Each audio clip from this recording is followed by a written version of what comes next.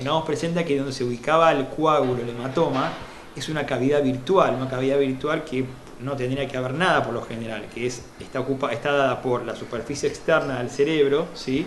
Como veremos acá, las meninges, o sea, las cubiertas que cubren la superficie del cerebro, donde la cubierta más externa es la que llamamos dura madre, se llama subdural porque se ubica por debajo, subdural de la dura madre, ese es el nombre de subdural. Entonces, cuando vemos que una vez drenado este hematoma, el cerebro en el cual fue que sufrió la compresión, porque el hematoma, la cavidad craneal no es una cavidad expandible, contamos con el hueso, que es una superficie ósea dura, y por acá, por el otro extremo, el cerebro. Imagínense que el hematoma, la presión que va a ejercer va a estar dado sobre una compresión sobre la superficie cerebral, ya que el cráneo no es expansible.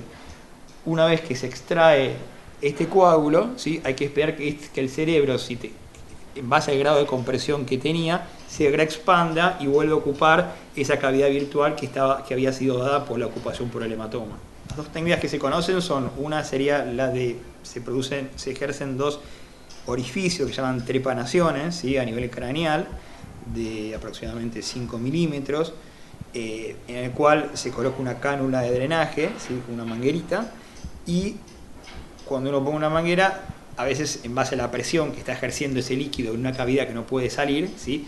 Va a empezar a salir líquido, ¿sí? En este caso sangre y desechos. A veces lo que se estila es instilar, ¿no? Suero, como para que si esa sangre está muy coagulada o está muy espesa, con agua, suero que se le instila, pueda salir más fácil, ¿no? Hacerle una sangre más fluida que pueda drenar más fácilmente por esa cánula de drenaje. Ese sería una primera técnica, que es una vez que ha dejado de salir todo líquidos de sangre o desecho sanguíneo, bueno, uno se mantiene satisfecho con ese drenaje, y es una técnica que es suficiente para el tipo de hematoma subdural crónico.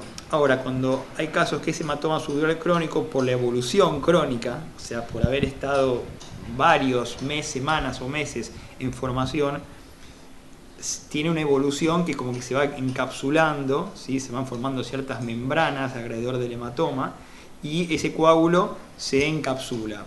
Al estar encapsulado es un coágulo que es más difícil de drenar porque es algo más sólido, ¿sí? Es algo más sólido y no tan líquido, con lo cual es más difícil de drenar a través de una cánula. En esos casos lo que se decide es lo que se llama una craneotomía. Craneotomía, cráneo de cráneo, octomía es apertura. Se hace una apertura un poco más extensa y no solamente un orificio del cráneo, a partir de una pequeña ventanita que se hace en el cráneo, se extrae, ¿sí? En forma total ese hematoma ya encapsulado y con cierta consistencia más sólida y no tan líquida. Si tuvo que tener una resolución quirúrgica, ¿sí? Si tuvo que tener un drenaje quirúrgico ese hematoma, el paciente suele permanecer en unidad de cuidados intensivos durante las primeras 24 o 48 horas para tener un adecuado monitoreo, cuidado del paciente y un seguimiento neurológico y clínico estricto, ¿no? Si el paciente presentaba algún déficit neurológico previo, ver si ese déficit va desapareciendo y para ir viendo cómo va evolucionando el posoperatorio. O sea, la idea es que primero el paciente esté en unidad de cuidados intensivos, que es la unidad de terapia intensiva, y en base a la evolución que va teniendo el paciente, se va determinando su pasaje a unidad de cuidados intermedios, ¿sí? Donde requieren menores cuidados que la de cuidados intensivos, y en base a la evolución que tenga el paciente, bueno, ya pasaría a piso o sala general, en el cual el paciente completa su recuperación estando internado, y cuando las condiciones clínicas neurológicas del paciente justifican que no tiene que permanecer internado y que su recuperación pueda hacerse en forma ambulatoria, o sea, fuera de una internación, el paciente continúa con su evolución en su casa. Lo que se aconseja es que durante 72 horas el paciente tenga un estado de reposo absoluto para que se produzca primero si persiste con un drenaje externo, para que siga drenando el remanente que puede haber quedado de sangre o restos o desechos en la cavidad donde se ubicaba el coágulo. Una vez que se completa ese drenaje, se retira ese drenaje, se hace la sutura que se tiene que realizar donde se hizo la trepanación para ubicar el drenaje.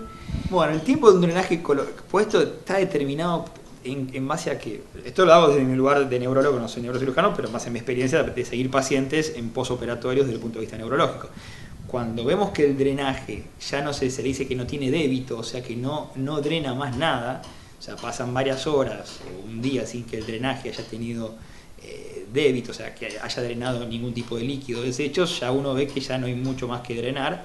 Se hace un control de imágenes, ¿sí? de una tomografía para ver cómo está esa cavidad luego de la extracción del hematoma, y ahí se decide la extracción del drenaje. El tema del reposo y volver a las actividades va a estar determinado por la evolución que va teniendo cada paciente en base a los controles neurológicos e imagenológicos. Se va controlando con tomografía computada para ver si ese cerebro se está expandiendo, y en base a la clínica, que es lo soberano. Acá la clínica es lo soberano cuando el paciente no tiene déficits neurológicos y la evolución tanto clínica como imagenológica lo permiten. Bueno, eso es lo que va a ir determinando su reingreso a su actividad habitual, ¿no?